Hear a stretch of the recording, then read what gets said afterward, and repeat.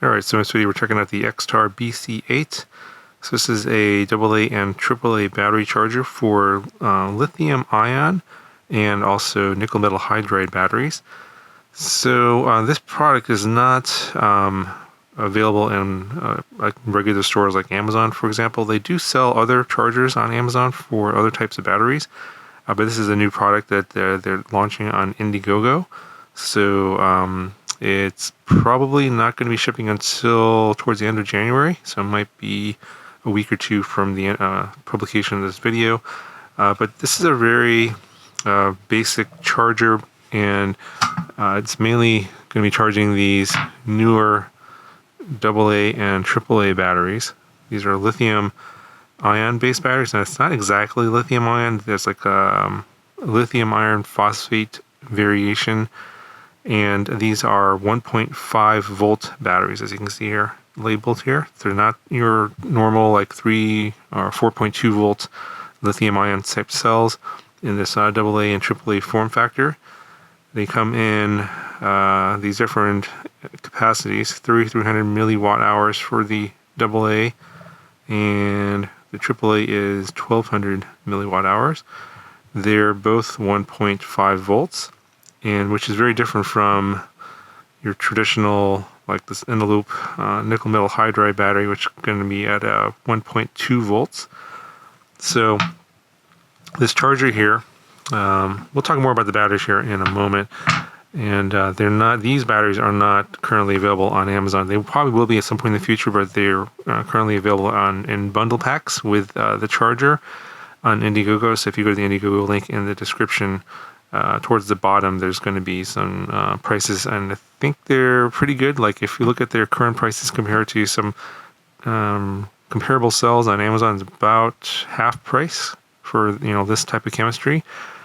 But back to the charger here, basically you have 8 slots for AA or AAA cells. It does have a circuitry in here that will auto detect the type of cell it is, so we'll adjust the settings according to the cell type. And it has all kinds of obviously over voltage protection, over current protection, temperature protection, over discharge, etc. All those are built in to the circuitry here, so you don't have to actually set up anything. It's all, as you can see, there's no buttons or anything here like you see on some other type of chargers. You just kind of stick them in and you wait for them to charge. These AA batteries, if you have 8 of them in here, will charge up from empty to full in about an hour and a half, which is really fast compared to some of these nickel metal hydride batteries, which takes significantly longer. I know, for example, these envelopes on my regular charger these came with takes about 6 hours to charge up, so you have to wait quite a while for those to charge up. So on the in terms of what you need to for input for power, this is using quick charge technology on USB-C, so it's 5 volts 2 amps or 9 volts at 2 amps. And there's a USB-C port right here. You can buy the charger by itself, and it'll come with a USB-C cable. Again, at the Indiegogo link in the description, there's a bunch of different bundles you can get. So there's you can get the charger, the cable, the adapter, different sets of batteries, etc. So you have to check those out as to which ones you'll want to get. But they all come separately. You don't have to get the USB-C cable if you have your own charger. So this is a quick charge 3.0 that came, this brick that came with this setup here that they sent to me, but this is not included in the basic bundle. But this is standard quick charge 3.0 stuff here: 5 volts, 3 amps, 9 volts at 2 amps, and 12 volts at 1.5 amps. And so you need something that can output quick charge 3.0 in order to get the proper voltage for this charger. If you just use a regular USB-C 5 volts, it won't work for this one. You need something that's USB-C and quick charge 3.0. Alright, so to a quick little demo of how this works, go ahead and I'll plug in the charger. Go ahead and turn on. Again, very simple. Just initiates green light there, slots are ready to go, and then you just stick your batteries in. It'll turn red when it's charging, and then when it's done charging, it'll turn green. And again, you can mix and match, so you can combine the lithium ion with the nickel metal hydride, and it'll auto detect the cell. and you just have to wait till they charge up. So these, obviously, the lithium ion cells will charge up faster than the nickel metal hydride batteries. Anyway, so some of you may be wondering why I'm making a video about AA batteries and for the RC hobby, and it's mainly because I think these 1.5 volt cells are going to be better for certain types of like toy grade transmitters that I use quite often on the channel. So here's I think this is for an airplane, one of these toy grade transmitters that use AA batteries, and there's a lot of these like this. These are designed for using like alkaline cells, the kind of batteries you throw away. And so when you use these nickel metal hydride batteries that are only 1.2 volts, when you put 4 of them in there, it's a total of 4.8 volts, and it's already low compared to a cell that is at 1.5 volts, which is a typical AA battery that's an alkaline battery. And so what happens is when I use these nickel metal hydride batteries in here, which I usually do, I can't use it in this radio for very long.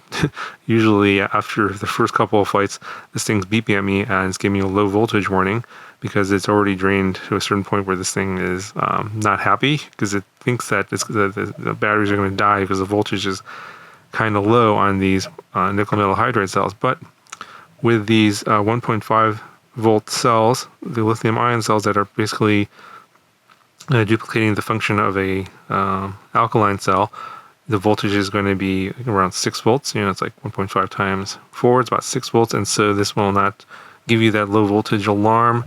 It'll act like it's a normal alkaline cell, with one big difference. Now, these lithium ion cells, they maintain the 1.5 volt voltage all the way to almost to when it's dead. So that's a good thing in terms of like, it maintains a constant voltage all the way through the capacity of the pack. But at the same time, it could be a disadvantage if you're not paying attention to how long you've been using these, and then all of a sudden everything's fine, and then the voltage just drops off a cliff at the very end when the battery is dead, and you get like pretty much no warning at all. So that is one of the disadvantages of using a cell like this, is you don't get that gradual decline in the voltage where you can see like, oh, it's declining, you can kind of see where it's getting towards the end. It will just pretty much fall off a cliff right at the end of the battery. So it could be a good thing if you like that constant voltage. And then the other thing is, and you'll find out in a future video, I'm not going to spoil the surprise, I'm going to be using this in a modded radio that uses AA batteries, where the current draw is going to be a fair amount higher. And so using a lithium ion cell like this with the ability to have a higher current draw than like a nickel metal hydride cell or an alkaline cell, you're going to be able to use this in other types of applications where you have more discharge current, whereas you may not be able to use other cells in that situation. And in terms of these cells here compared to some other ones, I haven't really tested any other ones in terms of the lithium ion type. I do know that based on the numbers, at least that they're advertising, this has a higher capacity than most of the ones out there. I think most of the ones are going to be lower in the 2000 range for the milliwatt hours for the AA size. And they're the same, obviously the same size in terms of the physical size, in terms of the AA form factor. But I think the reason why those cells have a lower capacity is the charging mechanism is built into the cell. So usually they have like a USB-C or micro USB port on the side here where you can plug in and charge the cell, and I think that reduces the overall capacity of the battery. So this one doesn't have that, of course, because you have to buy that the BC8 charger to go with these to charge them up, but you get a much more energy density inside these cells for this particular brand. Anyway, check the link down in the video description. The stuff should be for sale in a week or two, probably towards the end of January, as far as I know. And if you check the link there, you'll get updates and as to when they're going to finally go into production and actually start shipping them.